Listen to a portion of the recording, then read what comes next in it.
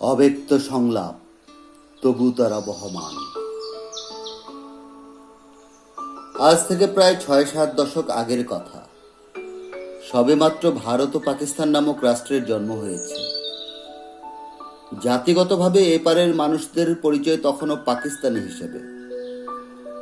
বাস্তবে অন্য চিত্র।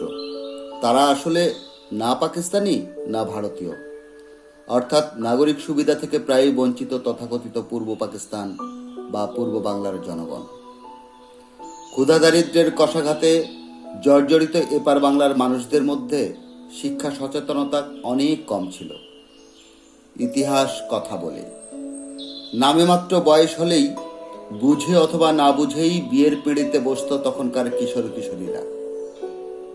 প্রায় প্রতিটি পরিবারে বিয়ে ও সন্তান জন্মদানের বিষয়টি ছিল যেন এক ভিন্ন প্রতিযোগিতার নামান্তর।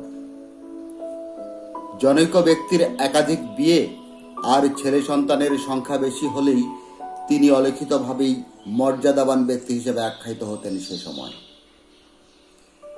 বিংশ শতাব্দীর মাঝামাঝি সময়ে অর্থাৎ 50-এর দশকে তিনি এ পৃথিবীতে এলেন সোনালী এক দিনে। মা বাবা দুজনের গায়ের রং ছিল কালো। একজন বাদে সহোদর ভাই বোনেরা প্রত্যেকে প্রায় কালো বা শ্যামলা বর্ণের। এটা নিয়ে সমস্যাও ছিল না সে সময়। তবে একটু ফর্সা বর্ণের মানুষদের বেশ কদর ছিল তখনও। ধবধবে ফর্সা আর ফুটফুটে হবার কারণে খুব আশ্চর্যজনকভাবে তিনি সবার প্রিয় হিসেবে পৃথিবীতে এলেন। পৃথিবীতে এই পরিবারের মধ্যে জনসংখ্যার আধিক্য হওয়া সত্ত্বেও তার জন্য অলিখিতভাবে বাড়তি যত্নের রেওয়াজ ছিল। এজন্য অবশ্য অন্যদের এমনকি ছোট ভাইয়েরও কোনো আপত্তি ছিল না। খুব শৈশব থেকেই তিনি ছিলেন বেশ পরিচ্ছন্ন ও পরিপাটি স্বভাবের। প্রায় প্রতিদিনই বিশেষ করে তার জন্য আমিষ সমৃদ্ধ খাবারের ব্যবস্থা থাকতই। মা, ভাবি দুজনেই এ ব্যাপারে ছিলেন বেশ তৎপর। অনেক বৈরী অবস্থা সত্ত্বেও মোটামুটি শিক্ষিত বাবার সন্তান হবার সুবাদে ওই বাড়িতে শিক্ষার চাষাবাদ শুরু হয়েছিল সেই সময়ই। অজপাড়া গাঁয়ে জন্মালেও পড়ালেখায় বেশ মনোযোগী ছেলেটি শিক্ষকদের বড্ড প্রিয় ছিলেন। শুধুমাত্র পড়ালেখা কেন্দ্রিক জীবনযাপন ছিল বলে উটকো ঝামেলায় কখনো জড়াননি তিনি। মা বাবা ছাড়াও আশেপাশের মুরব্বী ব্যক্তিদের কাছে তিনি ছিলেন এক প্রিয় নাম। গায়ের মেঠো পথ ধরেই কেটেছে তার শৈশব। লিকলিকে গড়নের ফর্সা ধবধবে ছেলেটি বরাবরই শান্ত সরল স্বভাবের। তথাকথিত পারিবারিক মূল্যবোধের প্রতি তার শ্রদ্ধা ছিল অপরিসীম। গায়ের পাট চুকিয়ে দিয়ে এবারে তিনি গঞ্জে এলেন। আপন নিয়মে কৈশোরে কেটে গেল। এবার তিনি শিক্ষার জন্য পাড়ি জমালেন জেলা শহরে। 70-এর দশকে গায়ের খুব কম মানুষই শহরে আসতেন। অনেকটা কালে ভদ্রে, অর্থাৎ মামলা মোকদ্দমা, চিকিৎসা অথবা বিয়ের বাজার করতেই কেবল তারা আসতেন। অথচ অজপাড়া গাঁয়ের সেই ছোট্টটি এই শহরে বেশ পরিচিত হলেন খুব অল্প সময়েই। কালক্রমে নতুন নতুন বন্ধু জুটল তার। কলেজের পাঠ চুকিয়ে এবার তিনি এক স্নাতক ডিগ্রিধারী টকবকে যুবক। তার জন্মভূমি তথা পুরো থানায় হাতে গোনা মাত্র 2-1 স্নাতক ডিগ্রিধারী মানুষ চোখে পড়ত সে সময়। এবার তিনি কর্মজীবনে পদার্পণ করবার জন্য প্রস্তুতি নিচ্ছেন। বাবার অবর্তমানে পিতৃতুল্য আদর্শ বড় ভাইয়ের পরামর্শেই তিনি অনেক লোভনীয় চাকরির অফার ফিরিয়ে দিয়েছিলেন অবলীলায়। সততার আলোক ছোটায় ম্রিয়মান মানুষটি চাইলেই তার আদর্শ থেকে সরে আসতে পারবেন না জেনেই এমন কঠিন সিদ্ধান্ত। সাময়িক সময়ের জন্য এবার তিনি বাড়ি ফিরে এলেন। বড় ভাই ছোটখাটো একটি চাকরিতে নিযুক্ত তখন। প্রায়ই সময় তাকে বাইরে থাকতে হতো। এদিকে স্নাতক ডিগ্রিধারী ছোট ভাইটিও চাকরিতে সবেমাত্র জয়েন করেছে। অনেকটা পরিস্থিতির শিকার হয়েই 25 বছর বয়সী শিক্ষিত যুবক এবার কৃষক বাবার সংসারের হাল ধরলেন। মা, ছোট ভাই, বড় ভাই, ভাবি ও তাদের 5 সন্তান সহ নিয়মিত 10 জনের সংসার। এছাড়া গৃহস্থালির কাজে সহযোগী 2 জন নারী পুরুষ, একজন মাওলানা সাহেব, স্থায়ী মেহমান হিসেবে যিনি বাইরের বৈঠক ঘরে থাকেন, সব মিলিয়ে 12 থেকে 15 জন সদস্যের সংসারে তিনি যেন ত্রাতা হলেন। কখনো আবার কৃষি শ্রমিকদের পরিচালনা, খাদ্য ব্যবস্থাপনা ইত্যাদিতে তার দায়িত্ব ক্রমশ বেড়েই চলল। এমনি করেই 5-7টি বছর কেটেও গেল। এবার নম্র স্বভাবের বাধ্য মানুষটি বড় ভাইয়ের আদেশক্রমে নির্দ্বিধায় সম্পূর্ণ বিনে শর্তে বিয়ের পিঁড়িতে বসলেন। 6 ভাই বোনের মধ্যে সবচেয়ে বড় মেয়েটির ক্ষেত্রেও বিয়ের ঘটনাটি একই ধরনের। কেবলমাত্র দাদা দাদির ইচ্ছা পূরণ করতেই বিয়ে। পিতৃতুল্য চাচার সুপারিশেই নতুন জীবনে তিনি পদার্পণ করলেন। শান্ত সাদাসিধে স্বভাবের ওই কিশোরী এর শৈশব কেটেছিল গ্রামীণ। মা বাবার স্নেহধন্য বলেই সাংসারিক কোনো কাজই রপ্ত করা হয়নি তাঁর। পরিবারের বড় মেয়ে ও ভদ্রচিত আচরণের কারণেই কিনা চাচার অত্যন্ত আদরের নয়নমণি ছিলেন তিনি। প্রকৃতিগতভাবেই তিনি কোনোদিন কারো কাছে আবদার করেননি বা শেখেননি। তথাপি তার সব চাহিদা এমনিতেই মিটে যেত। তৎকালীন সময়ে ওই এলাকায় চাচা ছিলেন একমাত্র ডাক্তার। তার তত্ত্বাবধানেই কৈশোরটা বেশ স্বাচ্ছন্দ্যে কাটছিল তার। কিন্তু এবার আর চাচার স্নেহের পরশে থাকা হলো না। স্কুলের গণ্ডি পেরোনোর আগেই যৌথ পরিবারে মেজ বউয়ের স্বীকৃতি পেলেন। নববধূর রেশ কাটতে না কাটতেই প্রায় পুরো সংসারের কাজের দায়িত্ব এসে পড়ল তার কাঁধে।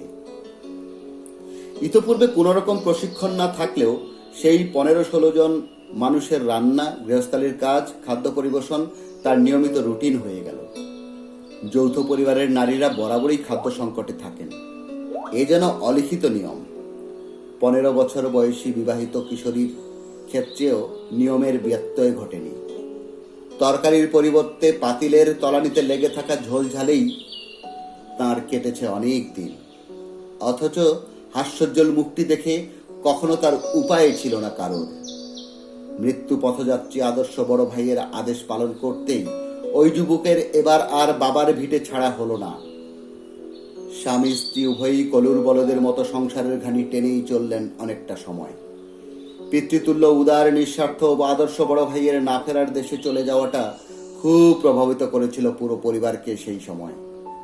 ভাবিসহ সন্তানদের সাধ্যমতো লালন পালনের চেষ্টায় ব্রত ছিলেন সেই নবদম্পতি। জীবনের বেলাভূমিতে কালো মেঘটি কাটতে না কাটতেই অনিবার্য কারণেই যৌথ পরিবার এবার ভেঙে গেল। অনেকটা তলাবিহীন ঝুড়ি দিয়েই শুরু হয় এক একক সংসার। শিক্ষিত মানুষটি এবার কৃষকের ভূমিকায় অবতীর্ণ হলেন। আবার নতুন করে শুরু হলো নতুন সংসার। একে একে 4 জন নতুন অতিথি এলেন সংসারে। কলুর বলদের মতো নিবেদন করা দম্পতি সাধ্যমতো তাদের সন্তানদের লালন পালনের চেষ্টা চালিয়ে গেছেন। সীমিত সম্পদ আর সীমাহীন দুর্ভোগকে সাথে নিয়েই শুরু হয় নতুন সংগ্রাম। মেধাবী আর শিক্ষিত হবার কারণেই সৌভাগ্যবশত অলৌকিকভাবে স্কুল টিচারের চাকরিটা হয়ে গেল ওই মানুষটির। অনেকটা গিফটেড জব বলা যায় তাকে। 80-র দশকেও উত্তর জনপদ ছিল অনেকটাই পিছিয়ে পড়া জনগোষ্ঠীর দখলে। ক্ষুধা দারিদ্র্যের কষাঘাতে জর্জরিত মানবকুলের বেঁচে থাকাটাই যেখানে একটা চ্যালেঞ্জ, সেখানে বিনোদনের ব্যাপারটি ঘোরারোপ ছাড়া আর কিছুই নয়। আর তাই 4 সন্তানকে লালন পালন করতেই কেটেছে তাদের জীবনের শ্রেষ্ঠ সময়গুলো। চোখ মুখ ফুটে গেলে অনেক সময় সন্তানদের এসব মনে থাকে না, কিন্তু চাঁদ তারা গ্রহ নক্ষত্র সাক্ষী দিয়ে ঠিকই বলবে তাদের বর্ণনাতীত পরিশ্রম আর ত্যাগের কথা। সব সময়ই ছেলে মেয়ের চাহিদা পূরণের কাছে পৃথিবীর সবকিছুই তুচ্ছ তাদের। অনেক সময় শাড়ি লুঙ্গি কেনাটাও তাদের কাছে গৌণ বিষয় ছিল। আপামর জনতার কাছে ঈদ মানেই নতুন পোশাক হলেও তাদের এ ব্যাপারে কোনো আগ্রহী চোখে পড়েনি কোনোদিন। দিন মাস বছর কেটে যায়, বিবাহ বার্ষিকী আসে তার আপন নিয়মে। রজত জয়ন্তী কেটে গেছে অনেক আগেই। আল্লাহ চাইলে অল্প কিছুদিন পরে ওই দম্পতির সুবর্ণ জয়ন্তী পালন করা হবে। কে তার খবর রাখে? এমনকি তারা নিজেরাও না। সারাটি জীবন কেবল নিবেদন করতেই কেটে গেল। উভয় পরিবারের ছোট বড় অনেকের জন্যই সাধ্যমতো নিবেদন করা হয়ে গেছে। আজ সেসব কেবলই জলজলে অতীত মাত্র। কালের সাক্ষী দু পরিবারের মুরব্বীগণ না ফেরার দেশে পাড়ি জমিয়েছেন পর্যায়ক্রমে। প্রজন্মকে এগিয়ে নেবার দায়িত্ব যাদের কাঁধে, তারা আজ পরস্পরের মধ্যে কেবলই অন্তর্দ্বন্দ্বে ব্যস্ত। পারিবারিক মূল্যবোধকে তুচ্ছ করে আজ তারা বড্ড বেপরোয়া। একই বৃন্তের ফুলগুলো আজ ছড়িয়ে ছিটিয়ে পড়িয়াছে দিক বিদিক। নিজেদের মধ্যে আর কোনো সৌহার্দ্য নেই, নেই কোনো মিলন মেলা। একাল সেকালের সব ইতিহাসের রাজসাক্ষী এই দম্পতি যুগল। সময়ের আপন নিয়মে আজ তারা দাদা দাদি নানা নানি সেজেছে। অবসরপ্রাপ্ত শিক্ষকের দৈনন্দিন কাটে আজ বড় কষ্টে, বিশেষ করে সঙ্গীবিহীন। সমাজে জনসংখ্যার অভাব নেই বটে, তবে সত্যিকারের মনের মানুষ পাওয়া বড়ই কঠিন। ঘরের মধ্যে থেকে আর কতটা সময় পার করা যায়? নাতি নাতনি যে যার মতো ব্যস্ত সময় পার করছে স্কুলে কলেজে। ছেলেমেয়েরাও বড্ড ব্যস্ত। সংসারের ব্যস্ততা, কর্মজীবনের ব্যস্ততা, মা বাবার প্রতি দায়িত্ব পালনের সময়টাই কেবল ক্ষীণ। ভালোবাসার টানে নাতি নাতনিদের কাছে তারাই ছুটে চলে এখানে ওখানে। যেহেতু তাদের কোনো চাহিদা নেই, আপাত দৃষ্টিতে তারা সুখীই বটে। তাছাড়া ছেলে মেয়েদের পাশাপাশি তাদের দাম্পত্য সঙ্গীরাও ইতোমধ্যে বেশ আপন করে নিয়েছে। বিশেষ করে জামাই বা বৌমা যেন অতি আপনজন। যুগের বিবেচনায় আত্মীয় স্বজন সহ বেশ খুশিই বটে। জীবন সায়ান্নে তাদের ৬-৭ দশক পেরিয়ে গেছে। নানাবিধ যোগে জর্জরিত দম্পতি যুগলের পাওয়ার অনেক কিছু থাকলেও চাওয়ার কিছুই নেই, কোনোদিন ছিলও না। নিজেকে নিবেদন করা দম্পতি যুগল কেমন আছে কেউ কি জানতে চেয়েছে কখনো? কিভাবে তাদের অহর্নিশ কাটে? প্রিয়জনদের দেয়া আঘাত, বিশ্বাসঘাতকতা আর নির্মমতায় তারা কি এতটুকু বিচলিত? স্মৃতির জানালা খুললে চোখের সামনে ভেসে উঠে সোনালী অতীত। খানিক বাদে অবচেতন মনেই সেগুলো বিবর্ণ হয়ে যায় নীল বেদনায়। তবু তারা প্রহর গুনে এই ভেবে একদিন ওরা মানুষ হয়ে বাঁচতে শিখবে। হিংসে বিদ্বেষ ভুলে গিয়ে আবার কোনো একদিন মিলিত খুশিতে চিৎকার দিয়ে আনন্দে নেচে উঠবে আগামী প্রজন্ম। হয়তো সেদিন তারা এই পৃথিবীর চোখেই দেখবে, অথবা না ফেরার দেশে গিয়েও আহ্বান করে যাবে এই বলে, হিংসা বিদ্বেষ ভুলে গিয়ে তোমরা এক হয়ে যাও, তোমরা ঐকান্তিক ভালো থেকো। বিশ্বাসঘাতকদের কাছে নিষ্ঠুর পৃথিবীর এই নির্মম খেলায় পরাজিত সৈনিক এই সাদামাটা দম্পতি যুগল। নাই বা পেল তাদের প্রাপ্য, তাতে কি বা এসে যায়? বিশ্ববাসীর কাছে তাদের নাম সোনার হরফে লেখা রবে নিশ্চয়ই। এভাবেই তারা প্রজন্ম থেকে প্রজন্মান্তরে বেঁচে থাকুক, কালের সাক্ষী হয়ে, মা বাবা হয়ে, অথবা নিদেন পক্ষে সন্তান হয়ে আমাদের জীবনে। এই অধম দম্পতি যুগল আমার ও আমাদের গর্ব, আমাদের পরম পূজনীয় মা বাবা। আমরা 4 ভাই বোন ও আমাদের পরিবারের সবার ঐকান্তিক প্রিয়জন তারা। তাদের স্নেহের পরশে আমরা ধন্য বটে। আমাদের একমাত্র অহংকার আমাদের প্রিয় মা বাবা। তারা যেখানে যেভাবেই থাকুক, সুস্থ থাকুক, মানুষের মর্যাদা নিয়ে বেঁচে থাকুক, উজ্জ্বল তারার মতো বহমান থাকুক আজীবন। কামনান্তে রীতা, স্বপন, রিপা ও সিজার।